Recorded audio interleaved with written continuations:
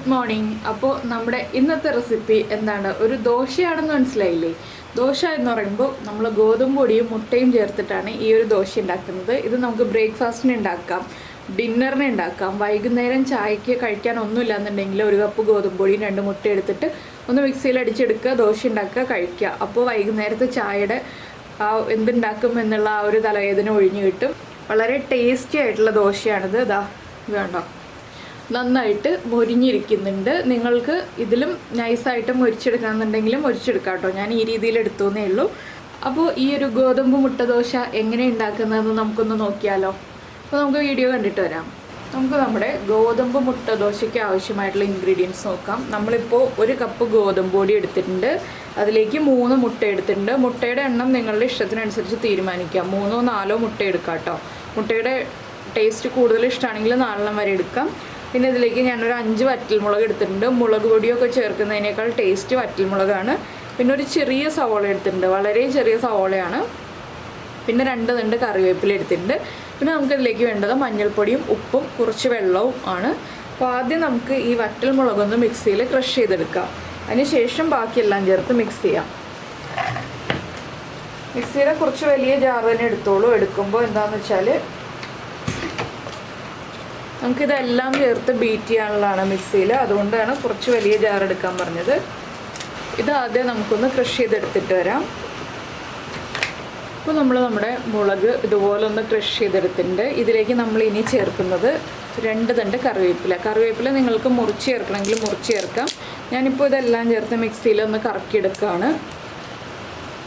പിന്നെ സവാള നമ്മൾ പൊടിയായിട്ട് ഏറ്റവും ചെറിയ പീസുകളായിട്ട് ഇതുപോലെ ചോപ്പ് ചെയ്തെടുത്തിട്ടുണ്ട്. കണ്ടോ, ഇതുപോലെ ചോപ്പ് ചെയ്തെടുത്തിട്ടുണ്ട്. ഇത് കുറച്ച് ഇത്രയും ക്വാണ്ടിറ്റി ഞാൻ ഇതിലേക്ക് ചേർക്കുന്നുണ്ട്. ആ സവാളയുടെ ടേസ്റ്റൊക്കെ നമ്മുടെ മുട്ടയിലേക്കൊന്ന് വരാൻ വേണ്ടിയിട്ടാണ്. ഇനി നമുക്കിതിലേക്ക് മുട്ടയും കൂടി ചേർക്കാം.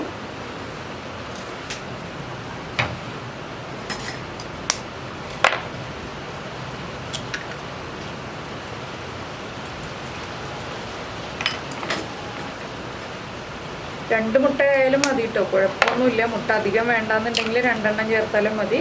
കൂടുതൽ ചേർക്കുമ്പോൾ കൂടുതൽ ടേസ്റ്റ് കൂടും. ഇതിലേക്ക് നമുക്ക് കുറച്ച് ഉപ്പ് കൂടി ചേർക്കാം. അപ്പോൾ കുറച്ച് ഉപ്പ് ചേർത്തിട്ട് നമുക്കിനി ഗോതമ്പ് പൊടിയൊക്കെ ചേർത്ത് കഴിയുമ്പോൾ ബാക്കി ആവശ്യത്തിന് ഉപ്പ് ചേർത്തെടുക്കാം. അപ്പോൾ നമുക്ക് ഇതൊന്ന് ബീറ്റ് ചെയ്തെടുക്കാം. ഇനി അതിനുശേഷം ബാക്കിയുള്ള കാര്യങ്ങൾ ചേർത്ത് മിക്സ് ചെയ്യാം. അപ്പോൾ നമ്മൾ മുട്ടയും കറിവേപ്പിലയും എല്ലാം ചേർത്ത് മിക്സ് ചെയ്തെടുത്തിട്ടുണ്ട്. ഇതിലേക്ക് നമുക്കിനി ഗോതമ്പ് പൊടി ചേർക്കാം. ഗോതമ്പ് പൊടിയുടെ കൂടെ തന്നെ കുറച്ച് വെള്ളം ചേർക്കാം നമുക്ക്.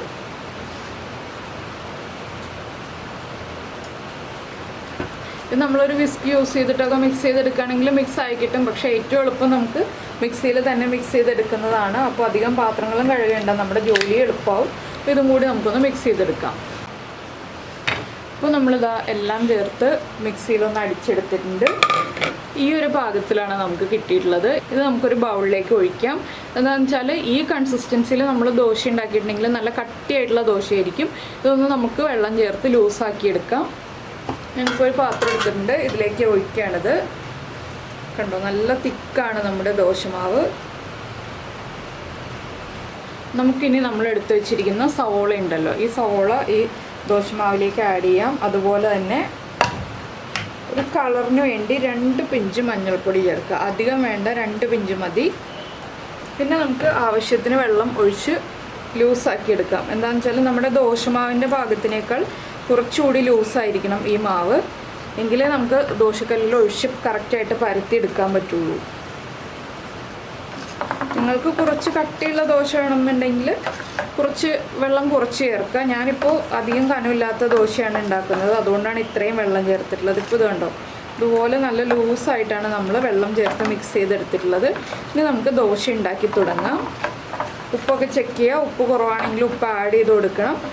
എന്താണെന്ന് വെച്ചാൽ ഉപ്പ് കറക്റ്റ് ചെയ്തില്ല എന്നുണ്ടെങ്കിൽ നമ്മുടെ ദോശ കഴിക്കുമ്പോൾ ഒട്ടും ടേസ്റ്റ് തോന്നുന്നില്ല, അതുകൊണ്ടാണ്. അപ്പോൾ നമുക്കിനി ദോശക്കല്ല് ചൂടാക്കിയിട്ട് ദോശ ഉണ്ടാക്കാം.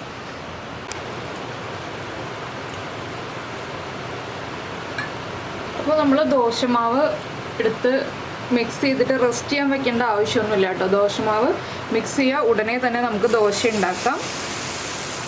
അപ്പോൾ നമ്മുടെ സവോള നമ്മൾ മുറിച്ചിട്ടിരിക്കുന്നതുകൊണ്ട് ഇത് ഒരുപാട് അങ്ങോട്ട് പരത്തിയെടുക്കാൻ പറ്റില്ല. നമുക്ക് പരത്താവുന്നതിന് മാക്സിമം പരത്താം, പക്ഷേ സവോള ഇങ്ങനെ ഇടയ്ക്ക് തടഞ്ഞു വരും. അതുകൊണ്ട് പരത്തിയെടുക്കാൻ ചെറിയൊരു ബുദ്ധിമുട്ടുണ്ടാവും. പിന്നെ നിങ്ങൾക്ക് സവോള ഒഴിവാക്കിയിട്ടുണ്ടെങ്കിൽ പരത്തിയെടുക്കാം, അപ്പോൾ ടേസ്റ്റ് കുറയും. സവോള വരുമ്പോഴാണ് ടേസ്റ്റ് കൂടുക. പിന്നെ എൻ്റെ ദോശക്കല്ല് ഇത്രയും ചെറുതായതുകൊണ്ട് എനിക്ക് ഈ വലിപ്പത്തിലുള്ള ദോശ ഉണ്ടാക്കാൻ പറ്റുള്ളൂ. അപ്പോൾ നമ്മുടെ ദോശയൊന്ന് കുക്കായി വരട്ടെ. കുക്കായി വരുമ്പോൾ സൈഡിൽ നിന്ന് വിട്ട് വരും. മുകളിൽ കുറച്ച് എണ്ണ, ഇതിൽ വെളിച്ചെണ്ണയും യൂസ് ചെയ്യാം, നല്ലെണ്ണയും യൂസ് ചെയ്യാം. ഞാനിപ്പോൾ നല്ലെണ്ണ യൂസ് ചെയ്യുന്നത് എന്താണെന്ന് വെച്ചാൽ പൊതുവേ ദോശ ഉണ്ടാക്കുമ്പോൾ ഞാൻ എല്ലാ ദോശയ്ക്കും നല്ലെണ്ണയാണ് യൂസ് ചെയ്യുക. അതുകൊണ്ടാണ് നല്ലെണ്ണ യൂസ് ചെയ്യുന്നത്. നിങ്ങൾക്ക് ഇഷ്ടമുള്ള എണ്ണ യൂസ് ചെയ്യാം കേട്ടോ. ഇതിന് മുകളിൽ നമുക്ക് കുറച്ച് എണ്ണയൊന്ന് സ്പ്രിങ്കിൾ ചെയ്ത് കൊടുക്കാം. വളരെ കുറച്ച് മതി. ജസ്റ്റ് ഒന്ന് നമ്മൾ തിരിച്ചിടുമ്പോൾ ദോശയുടെ അടുത്ത സൈഡ് നന്നായിട്ടൊന്ന് മൊരിഞ്ഞ് കിട്ടാൻ വേണ്ടിയാണ് നമ്മൾ എണ്ണയൊന്ന് സ്പ്രിങ്കിൾ ചെയ്ത് കൊടുക്കുന്നത്. ഈ സൈഡ് നന്നായിട്ടൊന്ന് മൊരിഞ്ഞ് വരട്ടെ.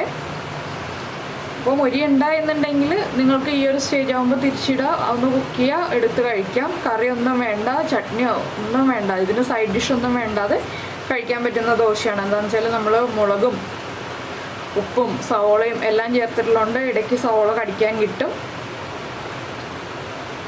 ദോശ കുക്കായി വരുമ്പോൾ ഈ സൈഡിൽ നിന്നൊക്കെ നന്നായിട്ട് വിട്ട് വരും കേട്ടോ, ഇരുമ്പിൻ്റെ ദോശകല്ലാണെങ്കിൽ. ഇനി നമുക്കൊന്ന് തിരിച്ചിടാം. കണ്ടോ, നമ്മുടെ ദോശയുടെ ഈ സൈഡൊക്കെ ഇങ്ങനെ മൊരിഞ്ഞ് വന്നിട്ടുണ്ട്. നമുക്കൊന്ന് പതുക്കെ പ്രസ് ചെയ്ത് കൊടുക്കാം. അപ്പോൾ ഒന്നുകൂടി ഒന്ന് മൊരിഞ്ഞ് കിട്ടും. ഇതുപോലെ ബ്രൗൺ ഷെയ്ഡ് ആയി വരണ്ട എന്നുണ്ടെങ്കിൽ നമുക്ക് അത് ഒഴിവാക്കിയിട്ട് കുറച്ച് ടൈം കുക്ക് ചെയ്യാം.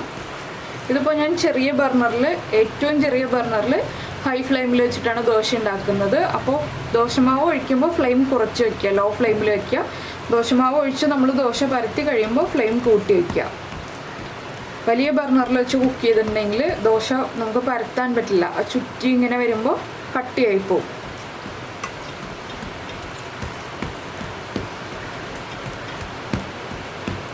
നമ്മൾ ആ മിക്സ് ചെയ്യുന്ന മിക്സിൻ്റെ കാര്യത്തിൽ മാത്രമേ വ്യത്യാസമുള്ളൂ. ബാക്കിയുള്ളതൊക്കെ നമ്മുടെ സാധാരണ ദോശ ഉണ്ടാക്കുന്ന പോലെ തന്നെ. കണ്ടോ, അപ്പോൾ ദോശ മൊരിഞ്ഞ് വന്നു. വീണ്ടും ഞാനൊന്ന് തിരിച്ചിട്ടു, ആ അടിഭാഗം ഒന്നുകൂടി ഒന്ന് കുക്കായി വരാൻ. അപ്പോൾ നമ്മുടെ ദോശയുടെ 2 ഭാഗവും കുക്കായിട്ടുണ്ട്. ഞാൻ ഫ്ലെയിം കുറച്ചു. ഇതുണ്ടോ, നല്ല പെർഫെക്റ്റ് ദോശയായി, നന്നായിട്ട് മൊരിഞ്ഞൊക്കെ വന്നിട്ടുണ്ട്. നമുക്കിതൊരു പ്ലേറ്റിലേക്ക് വയ്ക്കാം. ബാക്കിയുള്ള ദോശയും ഇതുപോലെ തന്നെ നമുക്ക് ഉണ്ടാക്കിയെടുക്കാം.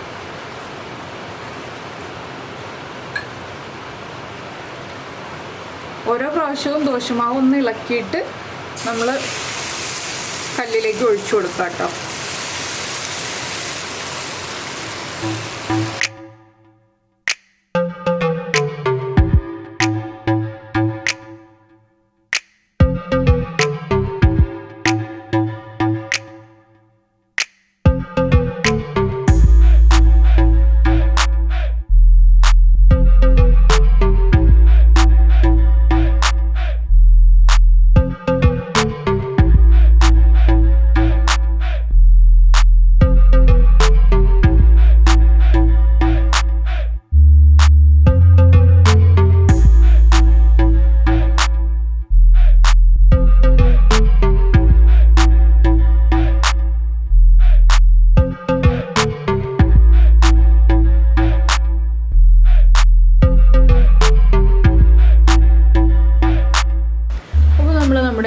ഗോതമ്പ് മുട്ട ദോശയെല്ലാം ഉണ്ടാക്കി കഴിഞ്ഞു. ഇത് ഈ അളവിൽ ഉണ്ടാക്കുകയാണെങ്കിൽ, ഈ ഒരു വലിപ്പത്തിൽ ഉണ്ടാക്കുകയാണെങ്കിൽ 7 ദോശ ഉണ്ടാക്കാൻ പറ്റും കേട്ടോ നമുക്ക്. അപ്പോൾ നിങ്ങളുടെ വീട്ടിൽ എത്ര മെമ്പേഴ്സ് ഉണ്ടോ അതനുസരിച്ച് പൊടിയെടുക്കുക, മുട്ട എടുക്കുക, ദോശ ഉണ്ടാക്കുക. ഇത് വളരെ ഈസി അല്ലേ.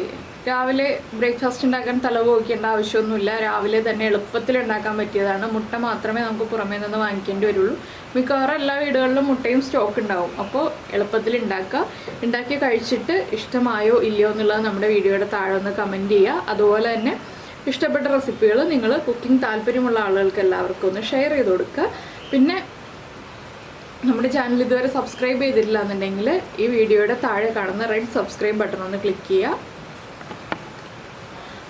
അതിൻ്റെ റൈറ്റ് സൈഡിലുള്ള ബെല്ലൈക്കണം ക്ലിക്ക് ചെയ്യുക. അപ്പോൾ ഓൾ എന്ന് പറഞ്ഞിട്ടൊരു ഓപ്ഷൻ വരും. ആ ഓളും കൂടി പ്രസ് ചെയ്തിട്ടുണ്ടെങ്കിൽ ഞാൻ എപ്പോഴും വീഡിയോ അപ്ലോഡ് ചെയ്യുമ്പോൾ നിങ്ങൾക്ക് നോട്ടിഫിക്കേഷൻ വരും. അപ്പോൾ ഈ ഒരു റെസിപ്പി എല്ലാവർക്കും ഇഷ്ടപ്പെട്ടു എന്ന് വിചാരിച്ചുകൊണ്ട് നമുക്ക് നമ്മുടെ അടുത്ത റെസിപ്പിയുമായിട്ട് അടുത്ത ദിവസം വീണ്ടും കാണാം.